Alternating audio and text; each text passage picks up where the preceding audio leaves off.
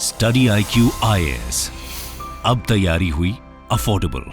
Hello friends, welcome to our session. मेरा नाम अंकित तिवारी और हमने जो सीसैट की सीरीज स्टार्ट की है उसको आगे कंटिन्यू करते हुए आज हम कुछ और टॉपिक्स को कंसेप्चुअली समझेंगे। कंसेप्चुअली भी समझेंगे प्लस प्रैक्टिस के लिए कुछ यूपीएससी की PYQs को भी सॉल्व करेंगे। ठीक, तो चलिए सेशन को स्टार्ट करते हैं।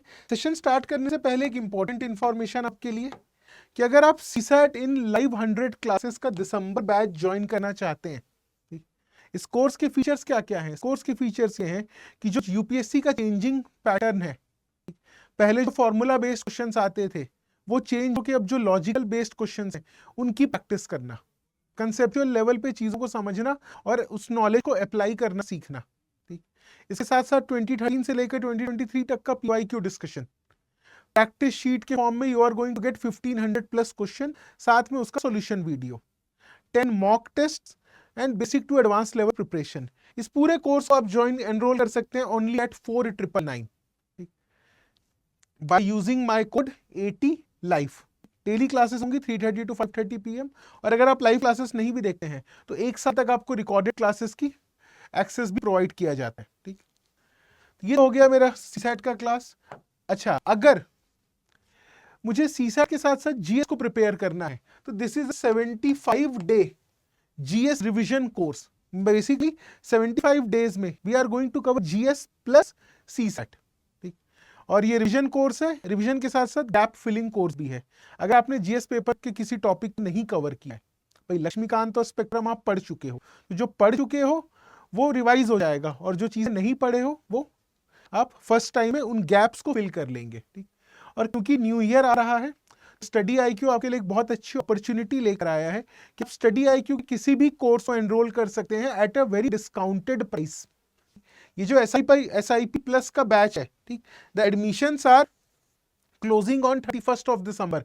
ठीक, और 2 जनवरी तक के you can enrol this batch only at 6999। 2 जनवरी तक के हम डिस्काउंटेड प्राइस पे एनरोल कर सकते हैं। Discounted price is 6999 and the code for the maximum discount is 80 life. ठीक, तो ये SIP प्लस हो गया, सीसैट का कोर्स हो गया। इनके फीचर्स के बारे में मैं बाद में बात करूंगा एंड में। अब क्योंकि सेल है तो भाई बहुत सारे कोर्सेज पे डिस्काउंट है। तो हमारा मेन फाउंडेशन बैच है प्रीलिम्स टू इंटरव्यू, जहां पर GS की प्रिपरेशन, पूरे सिविल सर्विसेज एग्जाम की प्रिपरेशन बहुत कॉम्प्रिहेंसिव तरीके से कराई जाती है। उसका भी आप एडमिशन ले सकते हैं ओनली एट 2199 पे। ठीक, the code is same 80 life. And अगर इन 9 ऑप्शनल में से अगर मैं कोई ऑप्शनल चूज करना चाहता हूँ, if I want to choose any optional from these list of 9 optional, तो ये भी आप एनरोल कर सकते हो ओनली एट 14999। तो 2 जनवरी तक के discount is available, use the code 80 life. और आप कोई भी ऑप्शनल को एनरोल कर सकते हैं, P2I बैच को एनरोल कर सकते हैं, SIP एनरोल कर सकते हैं और सीसैट एनरोल कर सकते हैं। आज का जो मेरा टॉपिक है वो है speed, time and distance.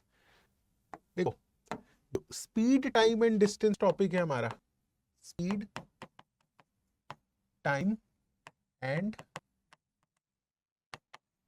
Distance.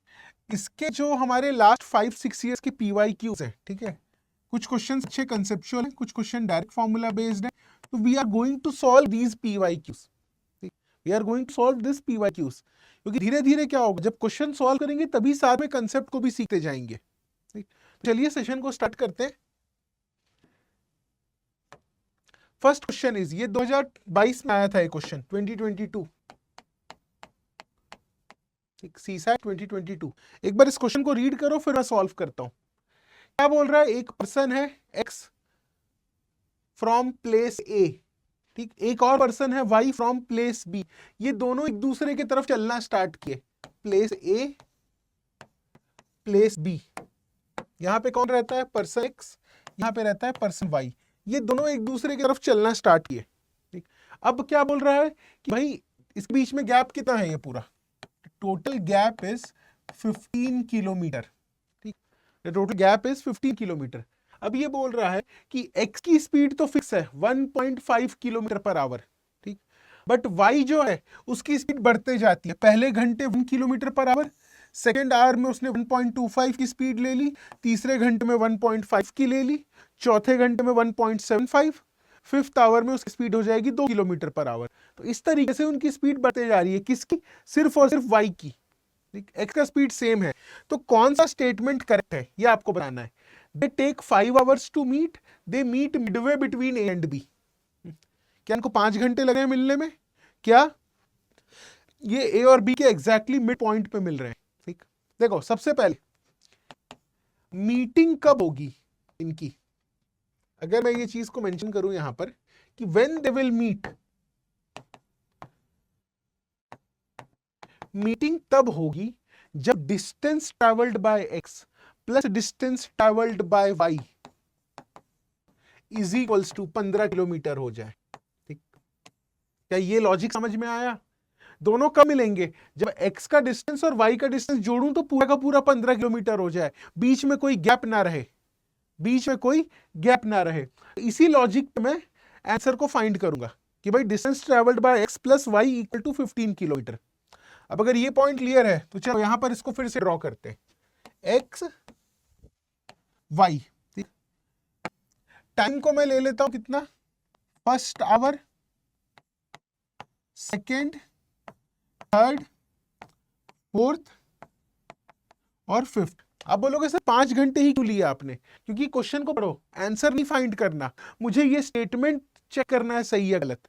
तो मैं पहले ये चेक कर रहा हूं कि क्या इनको 5 घंटे लग रहे हैं मिलने में? Are they taking 5 hours to meet? और अगर ये मीट कर रहे हैं 5 आवर्स में, तो मैं देखूंगा कि किस पॉइंट पे मीट कर रहे हैं। क्या ए और बी का बीच वाला पॉइंट, मतलब दोनों ने 7.5 किलोमीटर चला? क्या दोनों ने बराबर 7.5 किलोमीटर चला? इसीलिए मैंने टाइम को 5 घंटे तक ले लिया, क्योंकि मुझे स्टेटमेंट चेक करना है। अब बताओ पहली बार में क्या होगा? फर्स्ट आवर में, फर्स्ट आवर में ये चलेगा 1.5 किलोमीटर। क्यों? क्योंकि इसकी स्पीड इतनी होती है। ये चलेगा 1 किलोमीटर। ठीक, फर्स्ट आवर की कहानी सिंपल है, 1.5 एंड 1 किलोमीटर। सेकेंड आवर में ये कितना चल लेगा? 1.5 प्लस 1.5, 3 किलोमीटर। एक्स चल दिया 3 किलोमीटर। ध्यान से देखना, कंसेप्ट से बनता है क्वेश्चन। यहां पे डायरेक्ट फॉर्मूला नहीं लगा सकते, क्योंकि जो y है उसकी स्पीड यूनिफॉर्म नहीं है, वो हर घंटे बढ़ता जा रहा है उसका स्पीड। तो ये कितना हो जाएगा? इसकी स्पीड सेकंड आवर में बढ़ हो जाती थी 1.25। पहले घंटे में इसने 1 किलोमीटर चला, दूसरे में चलेगा 1.25। तो ऐड करोगे कितना आएगा? इसका आ जाएगा 2.25 किलोमीटर। 2.25 किलोमीटर। ये तीसरे घंटे में कितना किलोमीटर चलेगा? 4.5 किलोमीटर टोटल हो जाएगा इसका। टोटल 3 घंटे में इसने 4.5 किलोमीटर चल ली है। ये कितना चलेगा तीसरे घंटे में? बताइए। 2 घंटे में अगर 2.25 चला है तो अब इसकी स्पीड बढ़ के कितनी हो गई है? 1.5। तो मैं क्या करूंगा? 2.25 में 1.5 किलोमीटर ऐड करूंगा, कितना आ जाएगा? 3.75 किलोमीटर। 3.75 किलोमीटर। देखो 3 घंटे तक मैंने कैलकुलेट कर लिया। 3 घंटे में x चला 4.5 और y चला 3.75। अब अगर चौथे घंटे की बात होगी तो ये कितना आ जाएगा? ये हो जाएगा 6 किलोमीटर, क्योंकि 1.5 ऐड होता जा रहा है, हर आवर में 1.5 किलोमीटर ऐड होता जा रहा है इसमें। अब ये कितना चलेगा? फोर्थ वाला ये चलेगा 3.75। पहले इसकी स्पीड 1.5 थी, तो अब हो जाएगी 1.75। कितना आ रहा है भाई जोड़ने से? 5 और 5 0 फिर से हो जाएगा आपका 5, 1 ऊपर, ये हो जाएगा 5.5 किलोमीटर। ये यहां तक पहुंच गया 5.5 किलोमीटर तक के चौथे घंटे में। अभी भी 6 प्लस 5.5 करोगे तो आंसर आएगा 11.5। 15 किलोमीटर नहीं हुए अब तक के। अब जो आखिरी 5वां घंटा जो है उसमें ये चल गया 7.5 किलोमीटर। ठीक, क्योंकि इसकी स्पीड 1.75 थी, तो जो 5th आवर में इसकी स्पीड कितनी होगी? 2 किलोमीटर पर आवर। 2 प्लस 5.5, ये भी चल गया 7.5 किलोमीटर। अब दोनों 5th आवर में मीट कर रहे हैं। क्यों? Distance travelled by x 7.5, distance travelled by y 7.5। जब जोड़ोगे दोनों को तो कितना बन जाएगा? 15 किलोमीटर। 15 किलोमीटर मतलब जो मेरा स्टेटमेंट 1 था, they take 5 hours to meet, yes, they are meeting exactly midway between A and B. बिल्कुल करेक्ट। क्यों? कि जब ये मिल रहे हैं तो x भी 7.5 किलोमीटर चला है और y भी 7.5 किलोमीटर चला है। तो ये था इस क्वेश्चन का सॉल्यूशन। ये था इस क्वेश्चन का सॉल्यूशन, याद रखिएगा। स्पीड, टाइम, डिस्टेंस के या किसी भी टॉपिक के आप कितने भी फॉर्मूले याद कर लो, यूपीएससी ऐसा सवाल पेश ही नहीं कर रहा हमारे सामने। हमारे सामने जो क्वेश्चन आ रहा है वो सिंपल लॉजिकल अप्रोच से बन रहा है। कुछ नहीं करना था, आपको सिर्फ जोड़ के देख लेना था कहाँ पर ये मीट कर रहे हैं, कहाँ पे ये मीट कर रहे हैं। तो इस अप्रोच की प्रैक्टिस करनी है हमें इस प्रकार के क्वेश्चन सॉल्व करने की प्रैक्टिस करनी है। इसी के लिए वो सीसैट वाला जो कोर्स है, ऐसे ही क्वेश्चंस के कंसेप्ट को हम सीखते हैं। ठीक, तो चलिए अगर ये क्लियर है तो आगे चलते हैं, एक और सवाल बनाते हैं प्रीवियस ईयर क्वेश्चन। ये वाला सवाल 2021 में आया था ये क्वेश्चन। एक बार इसको रीड करो, क्या कह रहा है, एक बार रीड करो फिर मैं सॉल्व करता हूं। Car travels from place X to Y, देखो प्लेस एक्स प्लेस वाई। ठीक, पहली बार मेरा कार कहां से कहां गया, एक्स से वाई, किस स्पीड से, v किलोमीटर पर आवर से। उसके बाद y से वापस आया x 2v स्पीड से, फिर x से y गया 3v स्पीड से, फिर यहां से वापस आया 4v स्पीड से। यह है पूरा का पूरा क्वेश्चन। ठीक, आपको बोला है find the average speed of entire journey, find the average speed of entire journey. मैं हमेशा बोलता हूं एवरेज स्पीड का एक ही फॉर्मूला है जो आप याद रखिएगा, कभी आपको प्रॉब्लम नहीं होगा। टोटल डिस्टेंस इनके बीच में d मान लेता हूं, x और y के बीच का डिस्टेंस मान लेता हूं मैं d। तो एवरेज स्पीड का फॉर्मूला क्या होता है, average speed is equal to total distance divide by total time. ठीक, खुद बताइए, x से y गया फिर वापस आया, फिर गया फिर वापस आया, कितना टोटल डिस्टेंस इसने ट्रैवल किया। एक बार में d डिस्टेंस ट्रैवल कर रहा है तो इसका टोटल डिस्टेंस आ गया 4d। x से y गया d ट्रैवल करके, y से x आया d ट्रैवल करके, फिर x से y गया d ट्रैवल किया, फिर y से x आया d ट्रैवल करके। तो टोटल इसने कितना डिस्टेंस ट्रैवल किया, टोटल इसने डिस्टेंस ट्रैवल किया 4d। ठीक, अब बात करते हैं टाइम का। आपको फॉर्मूला पता है, मैं डायरेक्ट यहां पे लिख देता हूं। x से y जब पहली बार गया तो t1 टाइम लिया, कितना टाइम होगा ये, d by v1, distance by speed is equal to time. जब y से x आया तो t2 टाइम लेगा, किसके बराबर होगा वो, डिस्टेंस तो सेम है, स्पीड बढ़ गई है 2v। जब फिर x से y गया तो टाइम कितना लेगा, d बाय 3v। और फिर जब यहां से यहां आया y से x तो t4 टाइम कितना लेगा, d बाय 4v। तो क्या मैं लिख सकता हूं, total time is equals to t1 plus t2 plus t3 plus t4, t1 plus t2 plus t3 plus t4, ये हो गया मेरा टोटल टाइम। अब टोटल टाइम अगर हो गया मेरा ये, तो यहां पर इस फॉर्मूले पुट कर दो 4d upon d by v, d by 2v, d by 3v, d by 4v। इस फॉर्मूले को याद रखिएगा, कोई शॉर्टकट मत याद रखना, सिर्फ इस फॉर्मूले को याद रखना, सब कुछ इसमें से डिराइव हो जाता है।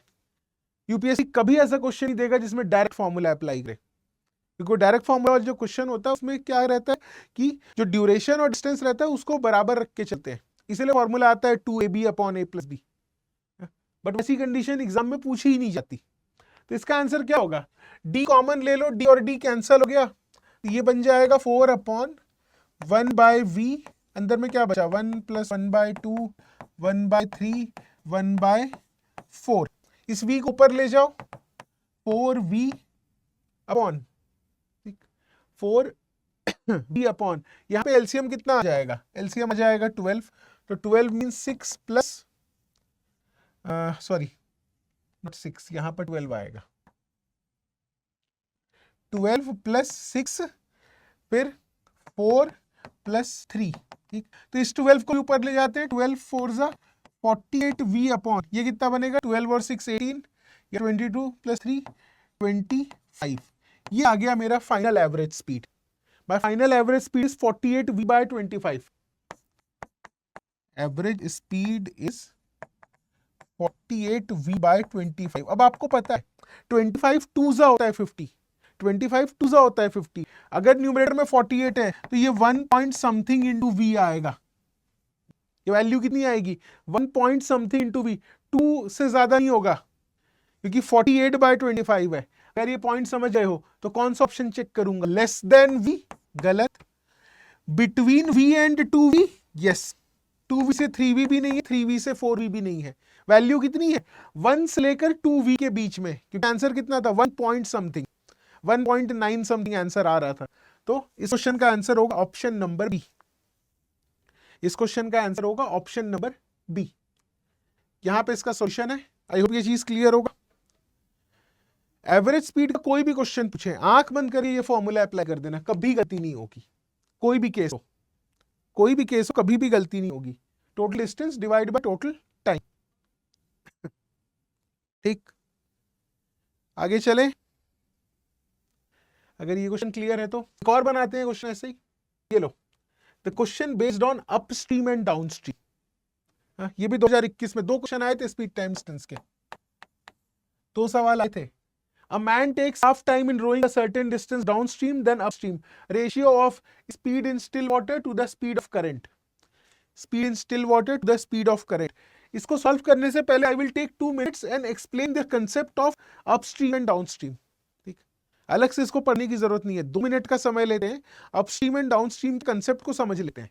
देखो यहां पर 2 चीजें होंगी, एस बी, ये क्या होता है speed of boat in still water. What's the meaning of still water?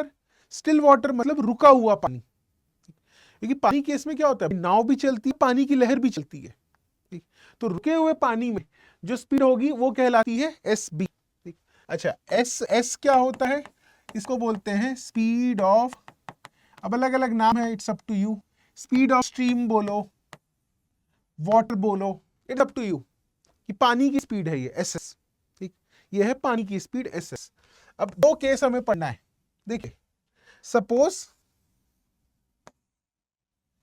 जो मेरी नदी है वो इस तरफ जा रही है एस एस स्पीड से, ठीक है, क्योंकि ये है नदी की स्पीड पानी का। ठीक, जो मेरा बोट है वो भी इधर जा रहा है एस बी स्पीड से। समझ रहे हो, नाव भी इस तरफ और पानी भी इस तरफ, तो पानी क्या करेगा, नाव की हेल्प करेगा मूव करने में। इस कंडीशन को बोलते हैं डाउनस्ट्रीम। और डाउनस्ट्रीम में स्पीड क्या हो जाता है S B plus S S. उसकी नेट स्पीड कितनी होगी, बोट और स्ट्रीम के दोनों स्पीड ऐड हो जाएगा। क्यों, क्योंकि नदी जो है उसकी हेल्प कर रही है जाने में। जैसे हम स्लोप पर से उतरते हैं ना, साइकिल लेकर अगर ब्रिज पे चढ़ो तो मेहनत ज्यादा लगती है, बट जब उतरने की बारी आती है तो बिना पेडल मारे भी साइकिल अपने आप उतर जाती है। यहां पर भी सेम है। ठीक, तो ये तो हुआ मेरा केस नंबर 1। 2 ही केस बनते हैं यहां पर। केस 2 में क्या होगा, ये देखो, अब मेरा जो नदी है वो इस तरफ मूव कर रहा है, स्पीड ऑफ स्ट्रीम इस तरफ है, और बोट इधर जा रही है। बोट जा रही है इस तरफ एस बी स्पीड से। तो अब पानी क्या करेगा, अब पानी उसको वापस ढकेलेगा उल्टे डायरेक्शन में। तो यहां पर नेट स्पीड कितनी होती है S B minus S S. ठीक, S B minus S S. तो ये कौन सा केस होता है, ये कहलाता है अप स्ट्रीम। 2 ही केस मिलेंगे आपको, एक होता है अपस्ट्रीम, एक होता है डाउनस्ट्रीम। डाउनस्ट्रीम में नदी जो है वो हेल्प करती है बोट को मूव करने में, इसलिए स्पीड बढ़ जाता है। अपस्ट्रीम में क्या होता है, अपोज करता है मूवमेंट को, इसीलिए माइनस कर देना। बस इतना टर्म याद रखो, अप मतलब माइनस, डाउन मतलब एडिशन, डाउन मतलब ऐड कर देना है। ठीक, अब यहां पर आते हैं इस क्वेश्चन पे। ठीक, man takes half time in rowing a certain distance. मान लो ये सर्टेन डिस्टेंस है डी, इतना ये ट्रैवल करके गया। ठीक, जाते वक्त अपस्ट्रीम था, आते वक्त डाउनस्ट्रीम में जूम कर लेता हूं। सपोज अप स्ट्रीम में इसको टाइम कितना लगा, टी यू पी। अपस्ट्रीम मतलब समझ रहे हो क्या हो जाएगा, कितना टाइम लगेगा, D by S B minus S S. क्या ये लॉजिक समझ में आया। अपस्ट्रीम में इसको कितना समय लग रहा है, डिस्टेंस बाय स्पीड। स्पीड कितना हो जाता है, स्पीड हो जाता है minus, S B is speed of boat और S S is speed of stream. दूसरा केस क्या बोल रहा है, जब डाउन स्ट्रीम आएगा तो टाइम कितना लगेगा, S B plus S S. ये हो गया यहां पर। एक क्या बोला है कि man takes half a time in rowing a certain distance down stream.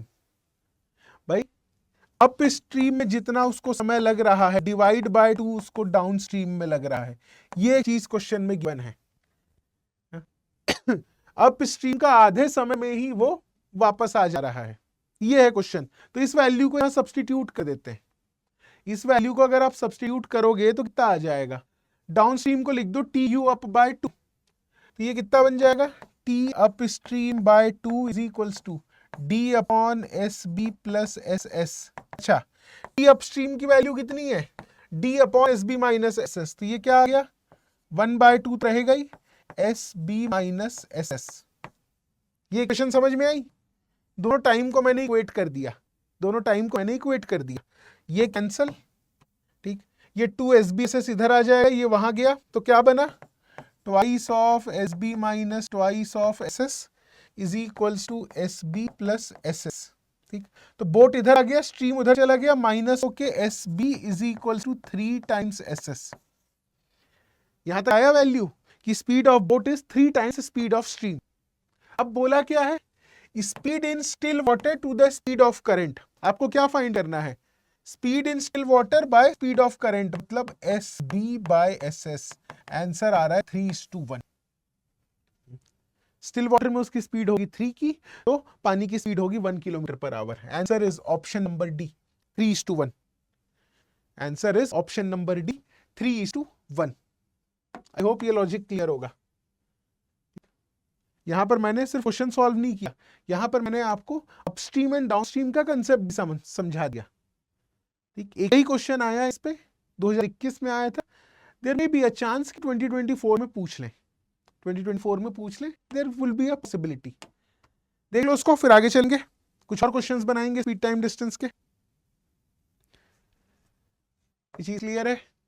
अच्छा, एक और क्वेश्चन ये आया था आपका 2018 में, ये जो क्वेश्चन था ये आया था 2018 में, ट्रेन वाले प्रॉब्लम्स। क्या कह रहा है, train 200 metre long is moving at a speed of this thing, how many seconds it will cross a man standing near the railway line. ध्यान से समझो, अगर मैन गिवन है तो लेंथ ऑफ ऑब्जेक्ट कितना हो जाएगा, 0। मैन का लेंथ को नहीं कंसीडर करते ट्रेन के कंपैरिजन में। स्टैंडिंग का मतलब क्या है, रेस्ट पे है, रेस्ट पे है का मतलब स्पीड ऑफ ऑब्जेक्ट 0। ये दोनों चीज समझना जरूरी है, स्पीड ऑफ ऑब्जेक्ट भी 0 है, लेंथ ऑफ द ऑब्जेक्ट भी 0 है। अब कितने टाइम में, how many seconds it will cross, तो एक ही फॉर्मूला होता है, याद रखिएगा। ये होता है length of the train plus length of the object is equals to relative speed into time. Train वाले प्रॉब्लम में यही एक फॉर्मूला हमेशा वैलिड होता है, ये वाला फॉर्मूला हमेशा वैलिड होता है। यहां पर लेंथ ऑफ द ऑब्जेक्ट तो भाई 0 है, तो कोई इशू नहीं है। रिलेटिव स्पीड क्या होता है, अगर सेम डायरेक्शन में जा रहे हैं, अगर मैं आपको रिलेटिव स्पीड एक्सप्लेन कर दूं, देखो रिलेटिव स्पीड, अगर दो बॉडी ए और बी सेम डायरेक्शन में जा रहे हैं, इसकी स्पीड एस ए, इसकी स्पीड एस बी, तो आप रिलेटिव स्पीड को क्या करते हैं, माइनस कर लेते हैं, S A minus S B. मैं रिलेटिव स्पीड को माइनस कर लेता हूं। और अगर दो बॉडी अपोजिट डायरेक्शन में मूव कर रहे हैं, एस ए और ये आ रहा है इस स्पीड से एस बी, तो क्या होता है, रिलेटिव स्पीड ऐड हो जाता है। ये चीज याद रखना हमेशा, same direction subtraction, opposite direction addition, ठीक। बट यहां पर ये लॉजिक नहीं लगेगा, क्यों, क्योंकि जो मेरा ऑब्जेक्ट है भाई वो तो उसकी स्पीड 0 है, तो प्लस 0 करो माइनस 0 करो, आंसर में कोई चेंज नहीं आने वाला। इक्वेशन क्या बनी, length of the train is equals to speed of train into time. Object का कोई सिग्निफिकेंस ही नहीं है, क्योंकि ना तो उसका लेंथ है ना तो उसकी स्पीड है। अब लेंथ ऑफ द ट्रेन कितना गिवन है, length of the train is 200 metre is equals to speed of the train कितना है 40। बट याद रखना 40 किस में है, किलोमीटर पर आवर में। मुझे यहां पर आंसर सेकेंड्स में दिया हुआ है, तो मैं क्या करूंगा, इस 40 किलोमीटर पर आवर को मीटर पर सेकेंड में कन्वर्ट कर लूंगा। कैसे, 5/18 से मल्टीप्लाई करके, ठीक, इंटू यहाँ पे कितना बन जाएगा आपका t। तो आपका कैंसिल हुआ 5 से, 5 कैंसिल हुआ, t की वैल्यू आ गई 18 सेकेंड। ठीक, t की वैल्यू इज 18 सेकेंड्स। तो ये था यहाँ पर लॉजिक कि जब भी आप क्वेश्चन देखोगे, length of train plus length of object is equal to relative speed in time. What is the relative speed? Same direction में है माइनस कर देना, अपोजिट डायरेक्शन में है तो प्लस कर देना। ठीक, और एंड में आप इसको कन्वर्ट कर लेना किलोमीटर पर आवर को मीटर पर सेकेंड में। अगर नहीं पता है एक बार नोट कर लीजिए, मैं कन्वर्जन का फॉर्मूला लिख दूंगा, मैं कन्वर्ट करने का फॉर्मूला जो है मेंशन कर दूंगा। देखो यह स्पेस है, यस, ये हमेशा याद रखना, किलोमीटर पर आवर से अगर मीटर पर सेकेंड में जाना है तो मल्टीप्लाई करो 5/18, और अगर मीटर पर सेकेंड से किलोमीटर में जाना है तो मल्टीप्लाई करो 18/5। ठीक, तो ये आपके ऊपर है 5/18। जब यहां से यहां जा रहे हैं तो 5/18, यहां से यहां आ रहे हैं तो 18/5। इसी तरीके से हमें कंसेप्ट को कवर करते हुए चलना है। इसी तरीके से जब जहां पर जिस बेसिक की जरूरत है, जो कोर्स मैं आपको बताया सीसैट लाइव 100 क्लासेस वाला, वहां पर भी हम यही अप्रोच रखते हैं कि कंसेप्ट सीखते जाओ, अगर कोई बेसिक आता है तो उस बेसिक को वहीं पर कवर कर लेंगे हम लोग। और ये कन्वर्जन वाला टॉपिक इंपॉर्टेंट है, हर साल एक क्वेश्चन पूछता है, या तो मिनट सेकेंड्स पे पूछेगा, या तो किलोमीटर पर आवर मीटर पर सेकेंड में पूछेगा, नहीं तो लीटर ग्राम या मिलीलीटर केजी, इस पे क्वेश्चन आ जाएगा। इस तरीके से वो क्वेश्चन फ्रेम करते हैं। ठीक, इस तरीके से वो क्वेश्चन फ्रेम करते हैं। चलिए एक और क्वेश्चन है ये सवाल था आपका 2017 का। ठीक है, this is the question of 2017। एक बार इसको सॉल्व कर लो फिर एंड करेंगे सेशन को।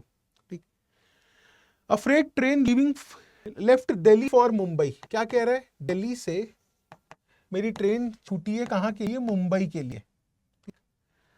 जो फ्रेट ट्रेन थी, ट्रेन 1, इसका स्पीड कितना था? 40 किलोमीटर पर आवर।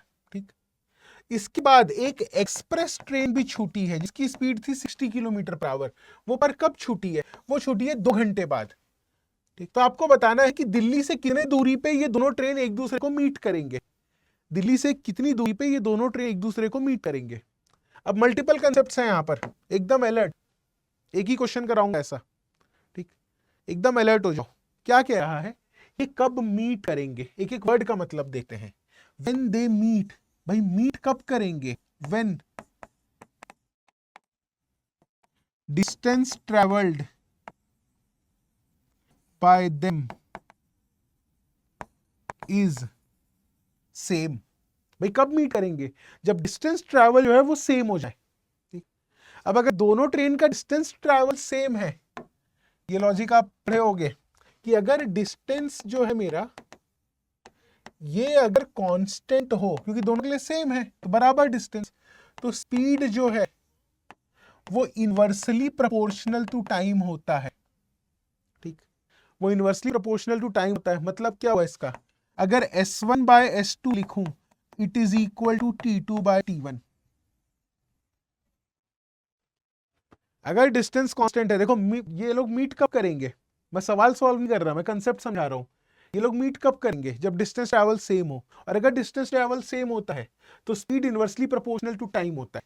पहला लॉजिक ये हो गया। ठीक, अब देखो दूसरा लॉजिक, जो मेरा फ्रेट ट्रेन है, ठीक, उसका स्पीड S1 कितना गिवन है? 40 किलोमीटर पर आवर। ठीक, T1 कितना है? मैं T ले लेता हूं, मान लो उसने T टाइम लिया ट्रैवल करने में। ठीक, ये लोग कहां पे मिल रहे हैं? ये लोग मिल रहे हैं यहां पर, इस पॉइंट पे ये लोग मिल रहे हैं, जो दिल्ली से D दूरी पे है, जो दिल्ली से D दूरी पे है।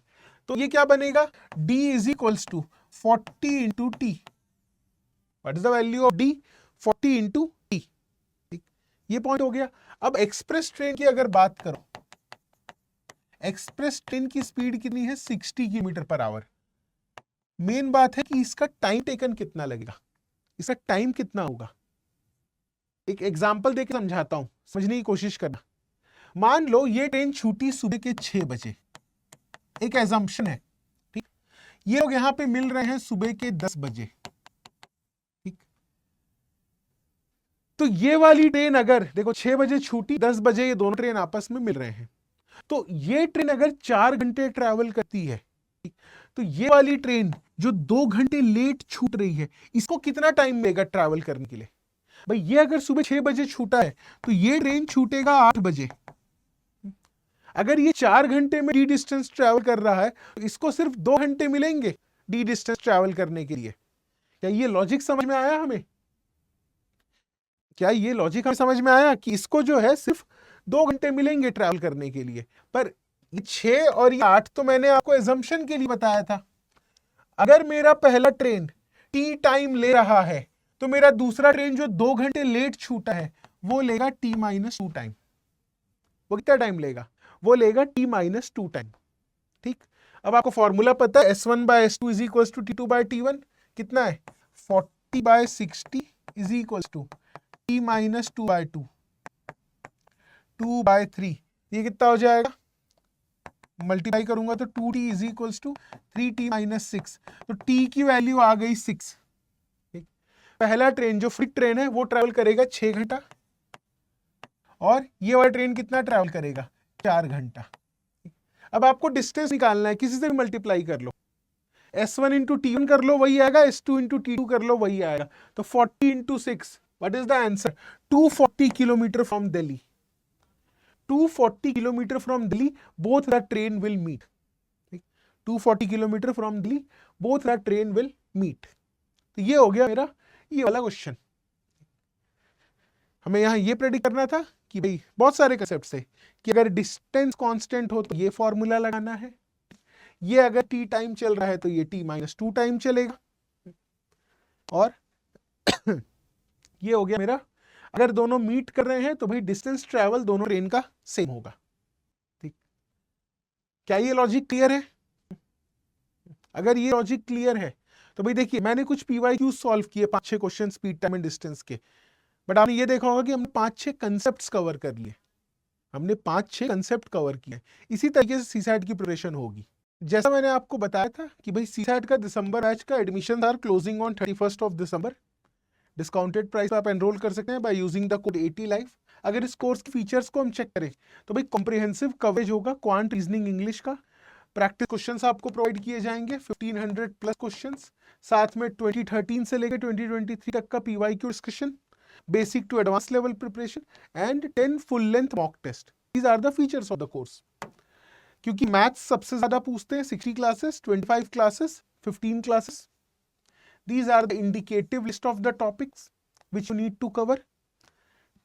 इसके अलावा अगर मैं SIP प्लस का कोर्स ज्वाइन करना चाहता हूं, मैंने बताया 2 जनवरी तक आपके पास डिस्काउंट अवेलेबल है। Bye using the code 80 life 6999 में आप एनरोल कर सकते हैं। क्या फीचर्स हैं इस कोर्स की अगर हम चेक करें तो देखो, it is a 75 days revision class, time bound manner में पूरा प्रीलिम्स का सिलेबस कंप्लीट होगा। हर एक क्लास के बाद जो भी आप टॉपिक पढ़ते हो भाई उस टॉपिक पे based you are going to solve 50 MCQs। जब हम देखें in totality we are going to cover at least 3500 plus MCQs। आप इन 3500 क्वेश्चंस के फॉर्म में मत देखिए, 3500 कंसेप्ट्स के फॉर्म में देखिए। इसके साथ साथ आपको सीसैट के वर्कशॉप्स होंगे, NCERT स्टैंडर्ड बुक्स दोनों में से इंपॉर्टेंट चीजें पढ़ाई जाएंगी, करंट अफेयर्स और स्टैट को इंटीग्रेट करके पढ़ाया जाएगा, ऑल इंडिया ओपन टेस्ट, ये सारे के सारे फीचर्स अवेलेबल है। याद रखना 2 जनवरी इज द डेडलाइन, जो क्रिसमस आपका न्यू ईयर सेल है।